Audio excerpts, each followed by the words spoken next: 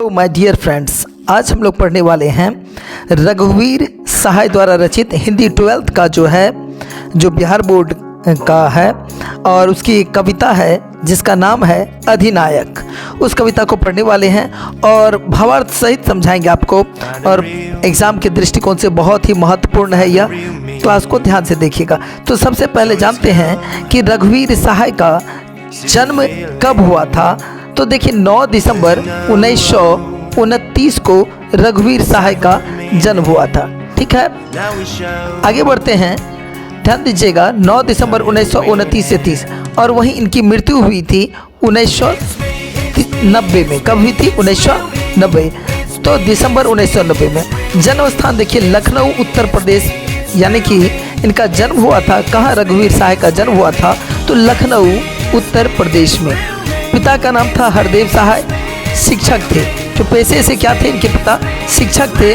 और पिता का नाम क्या था? रघुवीर सहाय के पिता का नाम हरदेव सहाय था। इन्होंने शिक्षा एमए किया था अंग्रेजी से। किससे किया था? एमए किया था अंग्रेजी से। कहाँ से? तो लखनऊ विश्वविद्यालय से। कहाँ से? लखनऊ विश्वविद्यालय से। आप लोग स्क्रीनशॉट भी चाहे तो ले सकते हैं। वैसे आपके बुक में भी ये दिया हुआ है। विशेष अभिरुचि देखिए, इनका इंटरेस्ट क्या किन किन चीज़ों में था। तो इन्हें संगीत सुनना और फिल्म देखना बहुत पसंद था। किन्हें? तो रघुवीर सहाय को। ठीक है, पत्रकारिता, नवजीवन, नवभारत टाइम्स के लिए भी इन्होंने पत्रकारिता भी की है। वृत्ति यानी कि पत्रकारिता था। ठीक है, और वृत्ति को इंग्लिश में ऑक्यूपेशन कहते हैं। ठीक है, तो इन्होंने पत्रकार के रूप में भी काम किया है। कौन कौन से पत्रकारिता के लिए? तो नवजीवन, नवभारत टाइम्स, इन दोनों के लिए क्या है। ठीक है, नेक्स्ट बढ़ते हैं, चलिए आगे। चलिए इनकी प्रमुख कृतियों को देखते हैं। कौन कौन सा इनका जो इम्पोर्टेंट वर्क था। तो कविता देखिए सीढ़ियों पर धूप में, दूसरा सप्तक। ठीक है, और आत्महत्या के विरुद्ध, हंसो हंसो जल्दी हंसो, लोग भूल गए हैं। ये सभी इनकी कविताएं थी। ये सभी इनकी क्या थी? कविताएं थी। ठीक है, कहानियाँ देखिए, कहानियाँ भी सीढ़ियों पर धूप में इनकी कहानियाँ थी। रास्ता इधर से है, जो आदमी हम बना रहे हैं, ये सब इनकी कहानियाँ थी। और इन सभी के रचनाकार कौन थे? तो रघुवीर सहाय थे। ठीक है, चलिए कविता की ओर बढ़ते हैं। कविता का पहला पंक्ति देखिए क्या है। कविता का पहला पंक्ति है, राष्ट्रगीत में भला कौन है वह भारत भाग्य विधाता। राष्ट्रगीत में भला कौन वह भारत भाग्य विधाता है, फटा सूतना पहने जिसका गुण हर चरना गाता है। किस प्रकार है? पहला स्टांजा है इस प्रकार, राष्ट्रगीत में भला कौन है भारत भाग्य विधाता है, फटा सूतना पहने जिसके गुण हर चरना गाता है।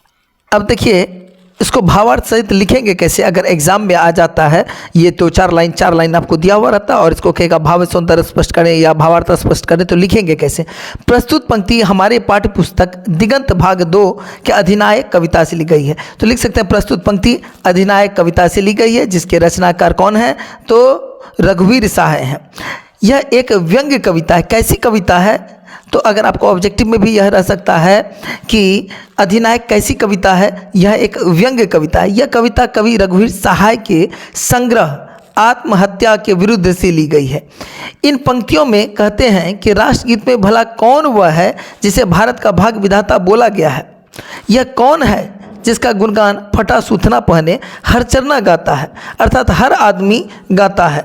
हर चरना गाता है अर्थात हर आदमी गाता है। अर्थात हर आदमी गाता है, हर गरीब आदमी गाता है। तो पहला स्टांजा को देखिए ध्यान से, क्या है इस कविता में? तो यह कविता लिया गया था किससे? तो आत्महत्या के विरुद्ध से ली गई है। अब इन पंक्तियों में क्या कहते हैं? राष्ट्रगीत में जो भला कौन है वह जिसे भारत का भाग्य विधाता बोला गया है। यह कौन है जिसका गुणगान फटा सूतना पहने हर चरना गाता, यानी कि अर्थात हर आम आदमी गाता है, हर गरीब आदमी गाता है। कौन है वह? अगला स्टांजा जो है, अगला स्टांजा इस प्रकार है, मखमल टमटम बलम तुरही, पगड़ी छत्र चंवर के साथ तोप छुड़ाकर ढोल बजाकर जय जय कौन कराता है। यानी कि वह अधिनायक कौन है इस बात का है। मखमल टमटम बलम तुरही, पगड़ी छत्र चंवर के साथ तोप छुड़ाकर ढोल बजाकर जय जय कौन कराता है। इसके लिए भी ठीक उसी प्रकार से आप लिखेंगे जिस प्रकार से पिछले पंक्ति में का जो हम लोग भावार्थ स्पष्ट कर रहे थे उसी प्रकार से लिखेंगे।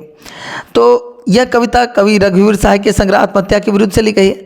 इस पंक्ति के माध्यम से क्या कहा जा रहा है, देखिए कि पता नहीं वह कौन अधिनायक है जो छाता और चवर के साथ, यानी कि इन चीज़ों से युक्त टमटम पर सवार होकर मखमल के वस्त्र पहन करके और पगड़ी पहन करके बलम तुरही के साथ रहता है। किसके साथ? तुरही के साथ। तुरही कहा जाता है वो जो आप लोगों ने महाभारत वगैरह सीरियल वगैरह में देखा होगा कि युद्ध के समय जो बिगुल बजाया जाता है, बलम तुरही के साथ रहता है। इस लोकतंत्र में वह कौन है जो तोप छुड़ाकर ढोल बजाकर अपनी ही जय कराता है, वह अधिनायक कौन है? ठीक इसी प्रकार अगले स्टांजा को देखते हैं। अगले स्टांजा में देखिए क्या है, पूरब पश्चिम से आते हैं नंगे बूचे नरकंकाल, सिंहासन पर बैठा उनके तमगे कौन लगाता है। पूरब पश्चिम से आते हैं नंगे बूचे नरकंकाल, सिंहासन पर बैठा उनके तमगे कौन लगाता है। आप इन पंक्तियों को भी इसी प्रकार भावार्थ के रूप में लिखेंगे। प्रस्तुत पंक्ति हमारे पाठ्य पुस्तक दिगंत भाग 2 के अधिनायक कविता से ली गई है। यह कैसी कविता है? तो व्यंग कविता है। कविता के कवि कौन है? तो रघुवीर सहाय हैं। और किससे लिया गया है? तो उनकी संग्रह आत्महत्या के विरुद्ध से ली गई है। इन पंक्तियों के द्वारा कवि क्या कहते हैं कि पूरब पश्चिम अर्थात सभी दिशाओं से राष्ट्र त्योहारों पर गरीब जनता नंगे पांव आती है। उन्हें देखकर ऐसा लगता है जैसे वह नरकंकाल हों। सिंहासन पर बैठकर उनके यानी कि गरीब जनता की तमगे मेडल लगवाने वाला वह कौन है? वह अधिनायक कौन है? अगला पंक्ति क्या है, कौन कौन है वह जनगण मन, कौन कौन है वह जनगण मन, अधिनायक वह महाबली, डरा हुआ मन बेमन जिसका बाजा रोज बजाता है, डरा हुआ मन बेमन जिसका बाजा रोज बजाता। अब देखिए इसके लिए भी ठीक उसी प्रकार लिखेंगे।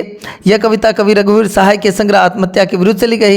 इन पंक्तियों के द्वारा कवि कहते हैं कि राष्ट्रगान में वह जनगण मन अधिनायक यानी कि वह महाबली कौन है जिसका बाजा रोज बजता है, डरी हुई जनता मन बेमन यानी कि मन हो या ना हो फिर भी उसका गुणगान करती है, वह है कौन।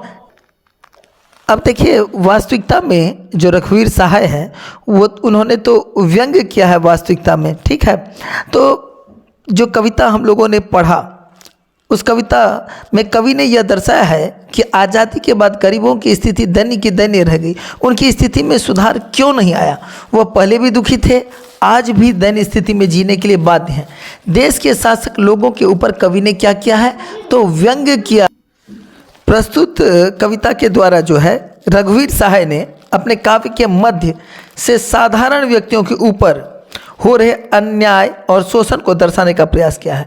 अपने कविता यानी कि कविता के द्वारा काव्य के माध्यम से, माध्य नहीं कहिए, माध्यम से साधारण व्यक्तियों के ऊपर हो रहे अन्याय और शोषण को दर्शाने का प्रयास किया।